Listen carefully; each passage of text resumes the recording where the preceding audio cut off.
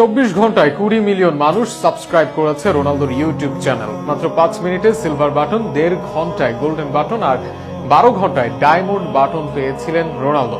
এরপরের 12 ঘন্টায় হয় আরো 12 মিলিয়ন সাবস্ক্রাইবার। মাত্র 24 ঘন্টায় 2 কোটি সাবস্ক্রাইব পাওয়া রোনালদো হয়তো এই নিউজ পাবলিশের সময় আরো কয়েক মিলিয়ন সাবস্ক্রাইবার পেয়ে গেছেন। অবশ্য ইতিমধ্যে ইউটিউবের ইতিহাসের অনেকগুলো রেকর্ড নিজের নামে করে নিয়েছেন তিনি। সামাজিক যোগাযোগ মাধ্যমে জনপ্রিয়তার কিং রনর এবার ইউটিউবে বিশ্ব রেকর্ড করা নিয়ে বিস্তারিত থাকছে প্রতিবেদন। ফেসবুকে কোন ব্যক্তির সবচেয়ে বেশি ফলোয়ার? উত্তর ক্রিস্টিয়ানো রোনালদো। ইনস্টাগ্রামের সবচেয়ে বেশি ফলোয়ার কার? সেই উত্তরটাও ক্রিস্টিয়ানো রোনালদো।